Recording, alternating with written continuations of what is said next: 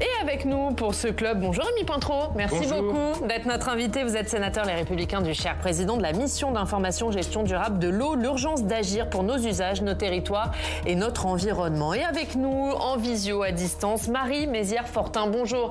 Merci beaucoup d'être là, vous êtes hydrobiologiste et on est ensemble parce qu'en cette journée mondiale de l'eau, on va parler de la sécheresse. L'ONU alerte sur les pénuries d'eau qui tendent à se généraliser, faisant peser un risque imminent d'une crise mondiale de l'eau. On va en parler dans ce club de la question de la sécheresse qui n'épargne pas notre pays touché par une sécheresse hivernale. Et on en parle d'abord avec vous, Steve.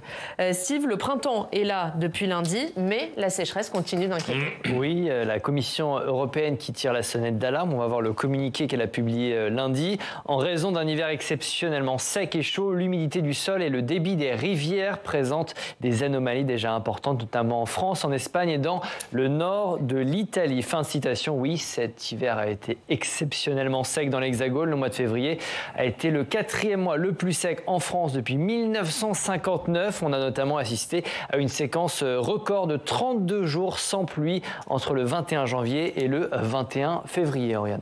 Une sécheresse, une séquence qui a des conséquences. Oui, et ça rime. Les nappes phréatiques de l'ensemble du pays sont à des niveaux très inférieurs au niveau habituel. Il faut savoir que pendant l'automne et l'hiver, les sols se rechargent. Or, en raison de cette sécheresse historique, ils ont accumulé beaucoup de déficits ces derniers mois. Aujourd'hui, le niveau des nappes reste déficitaire sur plus de 80% du territoire. Il y a quelques semaines, le gouvernement a tiré le bilan de cet hiver inédit. Écoutez. On voit qu'on est partout en retard par rapport à l'année dernière. On a donc moins de pluie, on a des nappes phréatiques qui sont moins hautes, on a eu moins d'enneigement, donc on ne pourra pas compter là-dessus pour l'été qui arrive, ce qui explique la très grande vigilance dans laquelle nous nous trouvons. Rémi Pointreau, est-ce qu'aujourd'hui on est dans une situation alarmante ? Alors effectivement, depuis 2022, nous avons des hivers pas suffisamment pluvieux pour recharger les nappes, et assez chaud et sec l'été. Et c'est pas nouveau. Enfin, c'est une situation difficile, mais elle n'est pas désespérée parce qu'on a connu des périodes. On a rencontré hier dans le cadre de la mission, un hydrologue de l'INRAE et qui nous disait qu'en 1922, on a eu une période beaucoup plus sèche que celle-ci. En 1947, en 1949 également. Donc vous voyez que finalement l'histoire se renouvelle régulièrement. Et cette situation, elle n'est pas désespérée, mais à condition de ne pas travailler par pure idéologie et de libérer aussi les freins administratifs, parce qu'on a aussi cette difficulté de la réglementation où on n'arrive pas à s'adapter. Si on veut s'adapter, il faut qu'on arrête d'être par pure idéologie et de lever les freins pour essayer de trouver des solutions. Et il y en a des solutions. On pourrait vous en parler. On va revenir évidemment sur les solutions. On va rester d'abord sur le constat, Marie Mézières-Fortin. Est-ce que la situation dans notre pays aujourd'hui est alarmante ? Est-ce qu'elle est inédite ? Alors effectivement, non, elle n'est pas inédite. Toutefois, il ne faut pas comparer avec ce qu'on a pu vivre en 1922, en 1940, etc., puisqu'on était dans un autre constat climatique. Aujourd'hui, on ne peut pas faire l'impasse sur les conséquences du changement climatique et les températures estivales que l'on va vivre. On savait déjà à la sortie de l'hiver 2022 qu'on aurait des difficultés au cours de l'hiver 2023. Il ne faut pas répéter les mêmes erreurs. On a plus d'un an de déficit pluviométrique derrière nous. Donc, effectivement, il y a des solutions pour s'adapter, mais aussi on doit réfléchir à nos usages et à comment freiner toute cette accélération du grand cycle de l'eau. Est-ce que dans le pays, certaines régions, certains départements sont plus impactés que d'autres ? Est-ce que des départements sont dans des situations critiques et d'autres finalement sont dans une situation qui n'est pas du tout inquiétante, Marie Mézières-Fortin ? Alors tout d'abord, tout dépend de ce que l'on regarde. Pour ce qui est des milieux aquatiques, la situation elle est quand même très mauvaise partout. On a aussi des régions pour lesquelles on a déjà des difficultés d'approvisionnement en eau potable, dans le centre de la France par exemple, et un bassin méditerranéen et notamment aussi les Pyrénées-Orientales où la pluviométrie a été exceptionnellement faible, avec de vraies inquiétudes pour ce qui va arriver pour cet été. Ouais, il y a une inquiétude, il y a une situation inégale sur le territoire. Est-ce que c'est une situation qui est rattrapable, Rémi Pointreau, s'il pleut dans les prochains jours, ou est-ce que d'ores et déjà bien sûr, c'est toujours rattrapable, mais il faut savoir que depuis 30 ans, nous n'avons plus de politique de gestion quantitative de l'eau. Et ça a commencé malheureusement en 1999 avec Madame Voynet qui a stopper tous les grands projets de barrages pour essayer de retenir l'eau, de soutenir l'étiage, de faire de l'hydroélectricité. Ça a continué par le fait qu'elle a repris les excédents des agences de l'eau qui auraient permis de faire des investissements importants pour limiter les fuites d'eau potable, de canalisation d'eau potable, où là, on perd 1 milliard de mètres cubes d'eau par an. Et 1 milliard de mètres cubes d'eau par an, désolé de vous le dire, parce qu'on oppose souvent l'eau potable et l'irrigation. Mais ça permettrait d'irriguer 500 000 hectares. Ça permettrait de faire peut-être plus de 2000 réserves de substitution de 500 000 mètres cubes. Alors, c'est vrai qu'il y a des opposants à ce système. Mais aujourd'hui, le milliard de mètres cubes d'eau perdu, il est perdu. Qu'on ne me dise pas que cette eau retourne dans la nappe. Moi, j'étais maire d'une commune rurale. Je gérais l'eau sur ma commune. On a des kilomètres de canalisation pour servir très peu d'habitants. Et ce sont des petites fuites un peu partout qui, finalement, s'évaporent et ne retournent pas à la nappe. Donc il y a un gros travail à faire pour financer ces canalisations. Et avec la politique qui a été menée voilà 30 ans où on a repris les excédents, ça a supprimé des moyens pour les agences de l'eau parce qu'il faut que l'eau paye l'eau.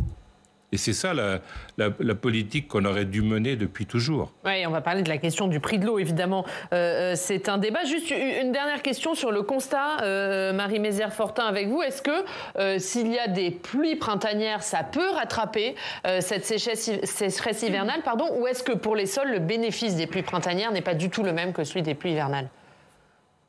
Alors, il y aura un bénéfice des pluies printanières, mais principalement pour le stress hydrique des sols et des parties vraiment de surface, donc pour l'agriculture notamment. Mais pour tout ce qui est compartiment, milieu aquatique, phréatique, à l'heure actuelle, on peut considérer que c'est entre guillemets fichu, puisque la recharge, elle se fait vraiment en période hivernale, au moment où la végétation ne va pas venir pomper cette eau et au moment où où l'eau va pouvoir vraiment s'infiltrer dans les nappes pour venir recharger ces nappes. Donc aujourd'hui, il y a très peu de chances que les nappes puissent à nouveau se remplir, même si on a un mois d'avril particulièrement pluvieux. Et encore une fois, compte tenu du changement climatique, on ne peut pas réellement compter sur une augmentation de la pluviométrie. Les scénarios ne vont pas dans ce sens. D'autre part, je voulais revenir sur la notion de barrage et de stockage. Faire des barrages ne recréera jamais une ressource. On voit aujourd'hui, par exemple, que le barrage de Nossac, qui a été construit en 1983 et qui a une capacité de 190 millions de mètres cubes, n'est pas rempli. Il est rempli qu'aux alentours de 37 ou 38%. Pour information, l'été dernier, on était déjà très inquiète quant au niveau de remplissage du barrage de Nossac, alors qu'à la même période, en février-mars 2022, il était rempli à plus de 60%. Donc, vouloir stocker de l'eau qui n'existe pas n'est pas la solution. On va y venir, Marie Mézières-Fortin, je vous promets, on va y venir avec nos partenaires de la presse régionale sur ces questions des barrages et des retenues d'eau. Mais d'abord, on va voir les conséquences concrètes de cette sécheresse dans nos départements. Jonathan Dupriez nous amène dans le Puy-de-Dôme, dans la commune d'Arlanque, où une partie des habitants s'est retrouvée privée d'eau. Pour éviter que cela se reproduise, le maire a trouvé une solution. Arlanc, 1900 habitants, s'est fait une frayeur. La commune rurale au cœur du Puy-de-Dôme a subi une intense sécheresse hivernale, privant une centaine de personnes d'eau potable. Au plus fort de la crise, il y a quelques semaines, les ravitaillements se faisaient grâce à ce camion-citerne, capable d'acheminer 80 à 100 mètres cubes d'eau par jour, des eaux prélevées à 30 km de là. Ce camion, c'est un camion de transport de liquide alimentaire. C'était un camion laitier autrefois. Il contient 16 000 litres. Depuis, pluie et orages ont permis à la commune de retrouver un débit d'eau normal. Mais pour parer à un retour de la sécheresse, la commune a décidé d'acquérir le camion définitivement, moyennant des coûts importants pour la ville. Le coût d'acquisition de ce camion-là, il est de l'ordre de 45 000 € quand vous rajoutez, si vous voulez, l'achat du camion, la carte grise, les assurances. Donc le mètre cube d'eau transporté va revenir cher. Et la situation reste tendue autour d'Arlan. Un arrêté préfectoral restreint l'utilisation de l'eau pour 14 communes. Et certaines ont toujours besoin d'être approvisionnées par des citernes. Ce jour-là, dans le village de Beurières, un transporteur achemine 30 mètres cubes prélevés en Haute-Loire. À l'heure actuelle, tu fais combien de rotations encore là Sur 4 rotations par jour. 4 rotations par jour. Ah ouais. Oh là là. 4 rotations de 30 000 litres, et ça depuis le mois d'octobre. Et ça, c'est nouveau pour vous?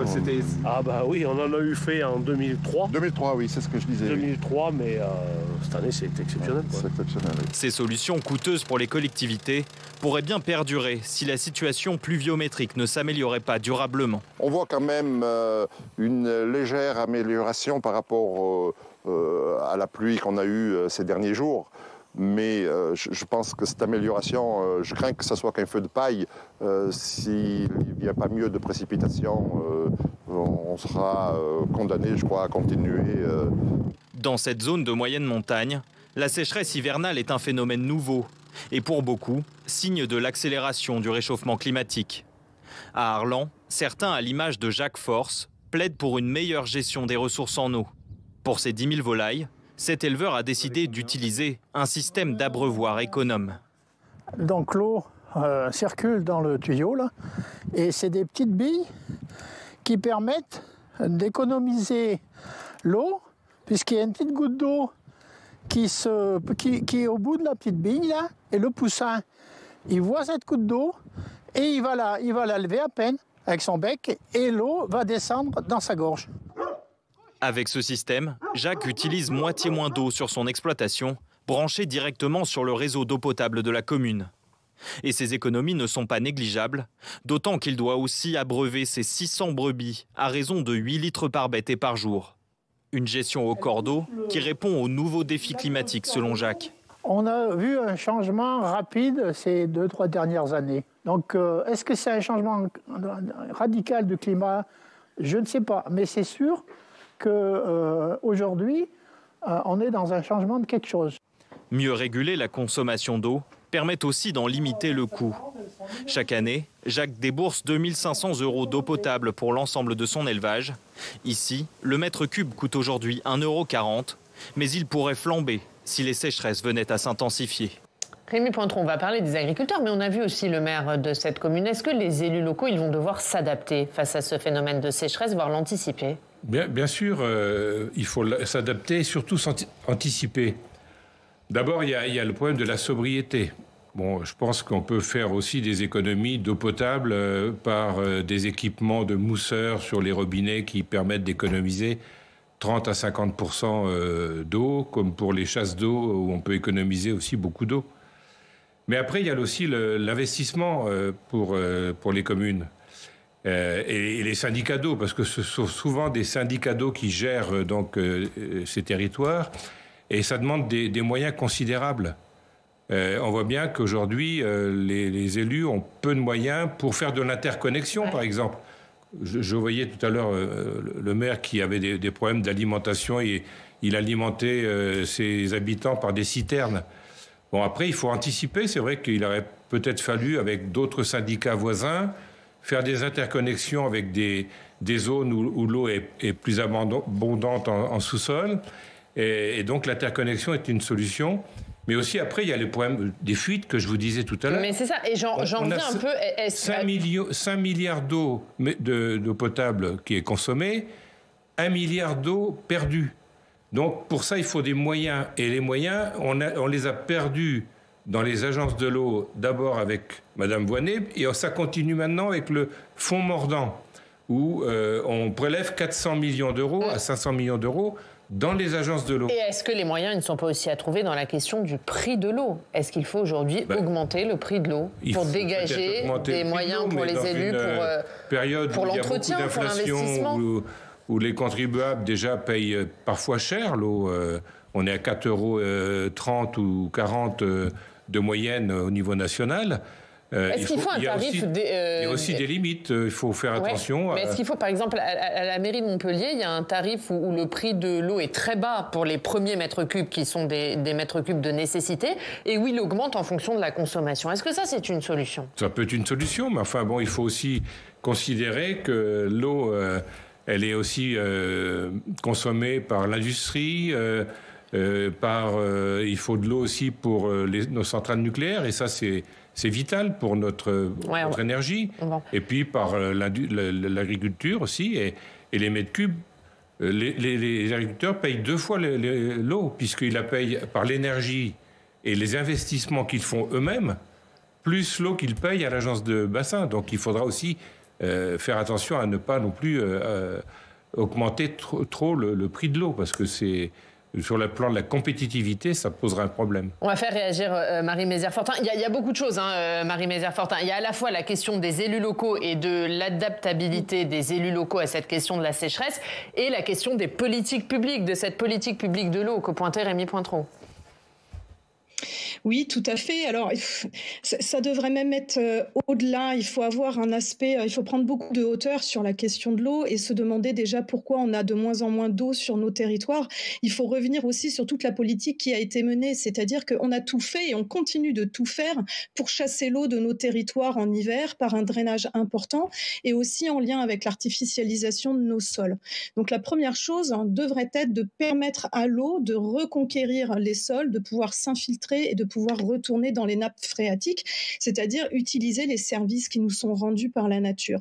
Ensuite, la deuxième question, elle est celle de nos usages. Quels sont les usages qui doivent être priorisés, mettre tout le monde autour de la table pour avoir une gestion raisonnée de l'eau, ne pas penser qu'en termes d'eau potable, effectivement, il y a aussi l'industrie, il y a l'ensemble des usagers, et les économies, elles doivent se faire à tous les niveaux. On ne peut pas toujours regarder que l'usager du village pour économiser de l'eau. Il y a des réseaux fuyards, effectivement, vous faites bien de le dire, il faut absolument investir pour ne plus avoir ces pertes-là, mais on doit aussi investir dans des technologies d'économie d'eau aux échelles industrielles, aux échelles agricoles, et se poser la question de l'usage. Utilise-t-on vraiment l'eau à bon escient ? Pour la tarification, je suis un petit peu en dehors de mon domaine de compétences, n'étant pas élu, mais aujourd'hui, on a un tarif dégressif pour certains usagers économiques. Plus on consomme d'eau et moins ça coûte cher.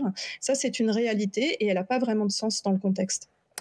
On va parler des agriculteurs, puisque vous en parliez, c'était également dans le reportage de Jonathan. Et parmi les solutions voulues par les agriculteurs et qui font débat, il y a la question des bassines. Pour en parler, on va à Poitiers, où on retrouve Delphine Blanchard. Bonjour Delphine, merci beaucoup d'être avec nous, journaliste à la Nouvelle République. Et c'est un week-end tendu qui se prépare chez vous, Delphine, avec une mobilisation des anti-bassines. Bonjour à tous. Effectivement, la mobilisation contre le projet de bassine, aussi appelé réserve de substitution, est prévue le week-end prochain et s'annonce d'ores et déjà mouvementée. On se souvient tous de Sainte-Soline, ce village dont personne n'avait jamais entendu parler, qui a été sous le feu des projecteurs, qui est devenu le symbole de la contestation depuis le rassemblement du 29 octobre 2022. Il pourrait d'ailleurs être à nouveau l'un des 2 lieux de rassemblement du prochain week-end, Sainte-Soline ou Mauzé-sur-le-Mignon. Les lieux ne sont pas encore définis. En tout cas, un arrêté préfectoral a interdit, comme la dernière fois, le rassemblement, quel que soit son lieu de rendez-vous.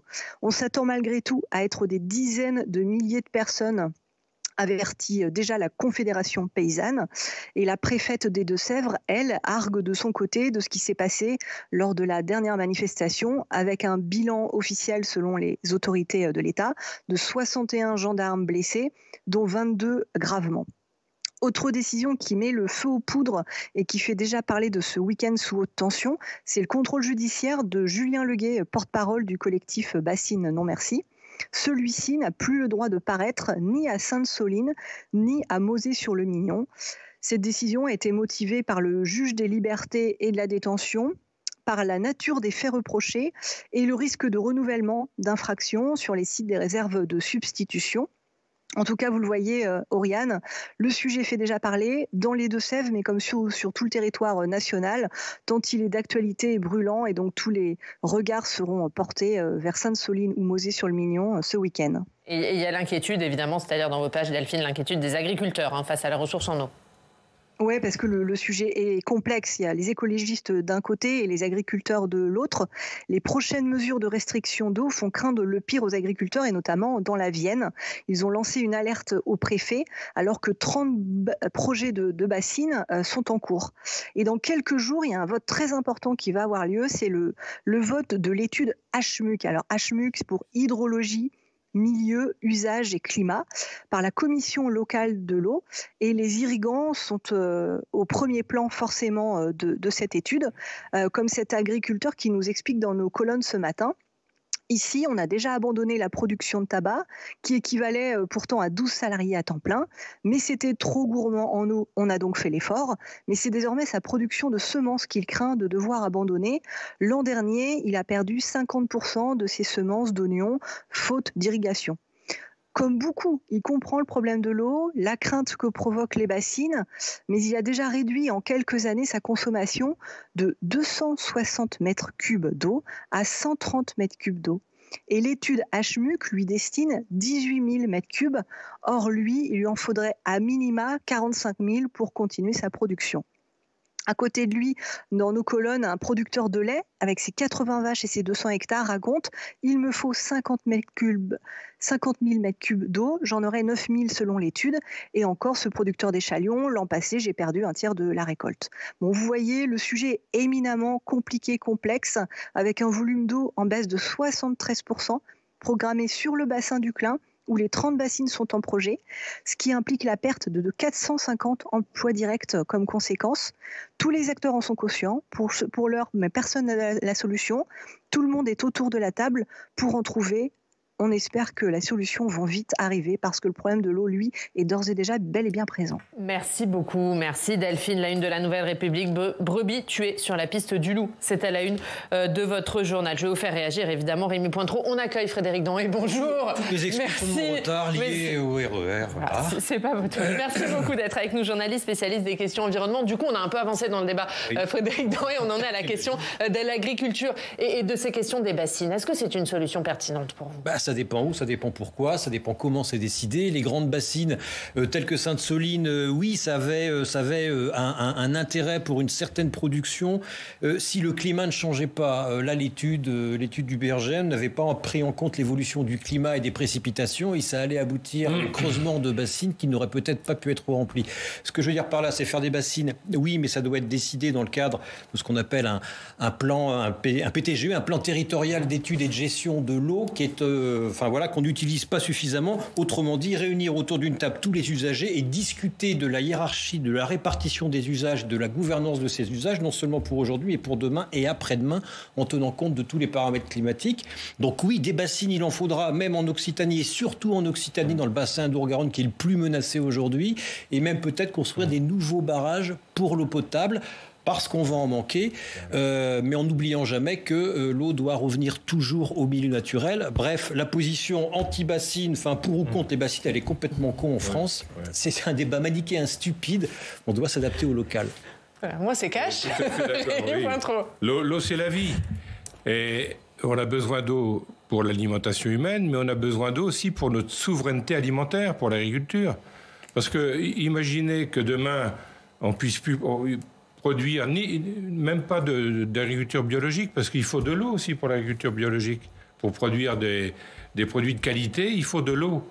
Et aujourd'hui, on voit bien qu'on a affaire aussi à je le dis très franchement, des écologistes radicaux qui n'ont pas compris qu'il fallait de l'eau pour produire des céréales, pour produire du maïs, pour produire des semences.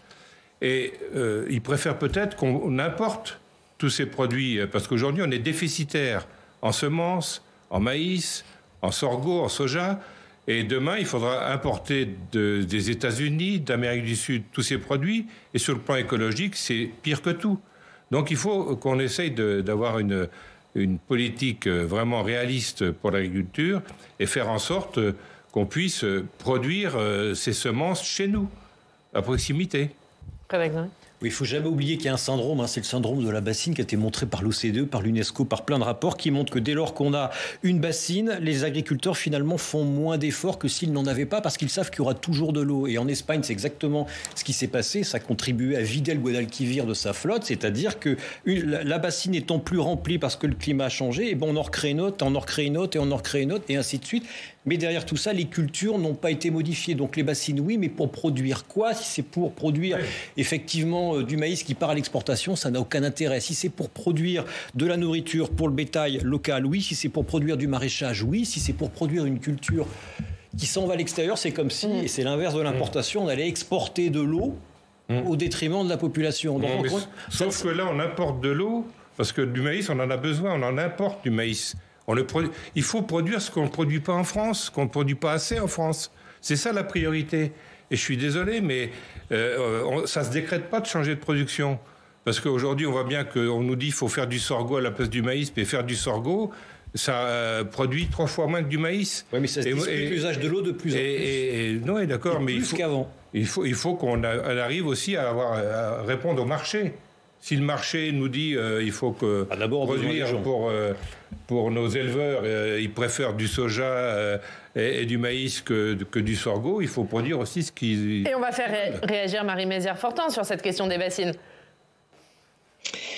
Oui, alors je crois que Frédéric Denez a vraiment bien résumé la question. La première chose à se poser, c'est pourquoi on veut stocker de l'eau et avec quel objectif. Toujours garder en tête que la ressource renouvelable, elle est de toute façon en train de diminuer. Le Commissariat général au développement durable a produit les chiffres l'année dernière. On a perdu 14% d'eau disponible depuis 1990. Et puis ne pas oublier que dans HMUC, il y a le M de milieu et qu'on ne peut pas, et là c'est ce plateau, on ne peut pas parler que des usages et que de l'agriculture. Il y a aussi d'autres usagers, mais il y a aussi un milieu à préserver et tous les services écosystémiques que nous rendent les milieux pour nous et pour les générations futures. On peut décréter que certaines cultures ne sont plus souhaitables dans un territoire où la disponibilité en eau ne permet plus à ces cultures d'être possible. Je crois que vous avez parlé du tabac, c'est un excellent exemple. Pourquoi maintenir du tabac quand ça demande de l'eau et qu'en plus aujourd'hui le tabac n'est plus souhaitable? Oui, puis il ne faut jamais oublier que la meilleure des bassines... Alors, il y a 2 meilleures des bassines. Il y a les nappes phréatiques qui sont sous nos fesses et puis il y a le sol. La première réserve en eau utilisable, c'est le sol. Et le sol, sa réserve en eau, ce qu'on appelle l'eau verte, elle est d'autant plus importante que le sol, on lui fout la paix. On le laboure très peu, on le laisse couvert en permanence, on lui met un assolement très très long. Et ça, c'est la vraie révolution qui est en cours dans l'agriculture en France. C'est ce qu'on appelle la conservation des sols, l'agroécologie. On y va de plus en plus pour préserver la quantité d'eau disponible dans les sols. On l'a vu, l'impact que ça a eu en Occitanie, notamment dans le bassin d'Our-Garonne durant la sécheresse 2022. Les agriculteurs en conservation des sols ont irrigué plus tardivement que les autres. Ça suffira pas, mais en tout cas, ça laisse un sacré volant de résilience, comme on dit aujourd'hui. Ça et l'adaptation des cultures. Si on fait pas de maïs, on fera du sorgho. Puis si on fait plus d'amandier ou d'abricotier, on fera de l'olivier. Et puis voilà, l'agriculture, c'est toujours adapté. Oui, c'est toujours adapté. Les agriculteurs ont fait des efforts considérables depuis les années 50. Au niveau, on leur a demandé de produire pour l'Europe, au départ. Et puis après, ils ont mis tous les moyens, la mécanisation et les engrais pour pouvoir le faire. Mais aujourd'hui, le problème de l'agriculture, c'est qu'il faut qu'on leur donne les moyens de produire par les agences de l'eau qui peuvent aussi les aider. Le goutte à goutte, l'aspersion basse pression, c'est tous ces moyens-là qu'ils mettent en œuvre. Et moi, je suis désolé aussi d'entendre certains scientifiques qui nous disent qu'il faut gérer la pénurie, mais la loi sur l'eau de 2006 et la continuité écologique nous amènent dans le mur aussi. Parce que moi, je veux bien qu'on fasse de la continuité écologique, c'est nécessaire. Mais à un moment donné, la continuité écologique, ça veut dire que l'eau ne stagne plus pour remplir les nappes, elle file directement à la mer.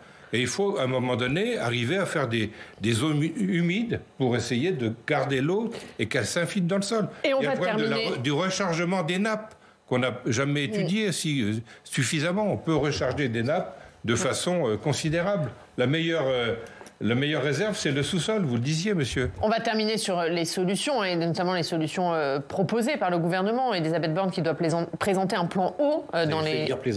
qui doit un plan eau dans les prochains jours avec des objectifs de réduction, moins 10% en 2030 et moins 30% en 2050. Ça vous paraît réaliste ? Bah oui, c'est réaliste, on a tous les outils. Le problème en France... Les Français sont prêts à la sobriété sur l'eau, pour vous ? Pardon ? Les Français sont prêts à la sobriété sur l'eau ? Oui, alors ils y seront encore plus prêts si l'eau était un peu plus chère, parce qu'on ne paye pas l'eau très chère. Et tout ce qui, dans une société de marché, tout ce qui n'est pas cher n'a pas de valeur. Après, il y a un vrai souci en France, c'est la gouvernance de l'eau, qui est assez exemplaire, mais qui est totalement bordélique. Il suffit de voir le rapport de la Cour des comptes. Plus personne n'y comprend rien. Et cette gouvernance doit être adaptée à mesure que les conflits sur l'eau vont augmenter, à mesure que l'eau sera moins disponible au moment où tout le monde en aura besoin. Il y a trop d'administration, il y a trop de structures. Par exemple, chez moi, dans le Nord, entre le préfet du Nord et le préfet du Pas-de-Calais, il n'y a pas les mêmes arrêtés sécheresse sur des mêmes rivières. Voilà, allez y comprendre quelque chose. Donc il y a une réforme de cette gouvernance de l'eau. Il faudra plus d'argent pour l'eau. Pourquoi les agences de l'eau doivent-elles financer l'OFB, l'Office français pour la biodiversité? C'est un mystère pour moi. Pourquoi les agences de l'eau ne peuvent pas dépenser plus de 2 milliards d'euros pour les investissements? C'est le fameux plafond mordant. Il y aura sans doute besoin de taxes supplémentaires sur les factures d'eau pour nourrir ce budget de l'eau, parce que les dépenses vont être de plus en plus... Et un dernier mot avant de vous libérer, Frédéric Dany, la réutilisation des eaux usées, c'est aussi un sujet, on sait que la France est très mauvaise élève sur... 0,6% contre 90% en Israël et en Namibie, 9% en Espagne. Mais évidemment qu'il faut la faire. Il faut la faire. C'est des barrières liées à l'hygiénisme pasteurien français qui nous empêchent à des barrières administratives. Mais 2 bémols. Premièrement, l'eau, il ne faut jamais oublier qu'elle doit revenir au milieu naturel. Donc une eau qu'on réutilise en permanence ne revient pas au milieu naturel. Mais enfin, il y a de la marge entre 0,6% et 90%. Et puis, dernière chose, ça, c'est tout bénéfice pour les grands groupes privés. Je n'ai rien contre les grands groupes privés, mais si vous voulez réutiliser de l'eau, c'est un autre réseau, c'est d'autres structures. Ça va coûter très cher. Mais oui, on peut réutiliser de l'eau à la maison, à la campagne, partout. Merci Frédéric Dany, je vous libère et je monte quand même votre livre Rencontre avec des écolos remarquables, l'environnement avance au quotidien. C'est Chez Delachaux Niesley. Merci beaucoup Frédéric Dany. Un dernier mot sur ce que vous attendez, Rémi Pointreau, de ce plan. Effectivement, je partage un certain nombre d'idées de mon collègue qui vient de parler. On a un vrai problème de gouvernance de l'eau dans notre pays, une complexité administrative sans nom. Il faut absolument essayer de supprimer un certain nombre de règles administratives complexes et de faire avancer nos projets. Nos PTGE, par exemple, avancent difficilement parce qu'il y a des intérêts contradictoires entre les idéologues, les pragmatiques, ceux qui veulent aussi trouver des solutions concrètes. Mais la France a besoin de l'agriculture pour être nourrie. Et ce sera le mot de la fin de ce débat. Rémi Pointreau, vous restez avec nous. On va regarder ce qu'elle a une de nos quotidiens régionaux.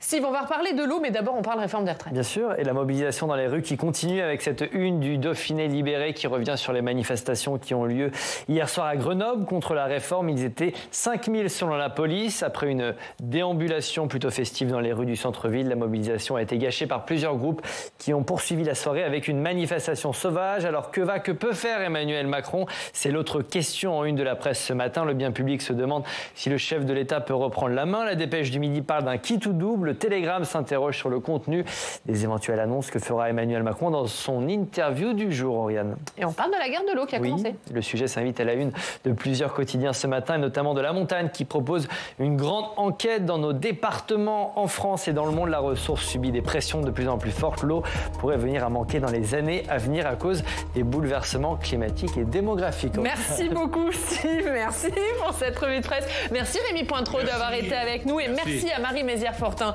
qui était avec nous en visio. Merci beaucoup pour ce débat.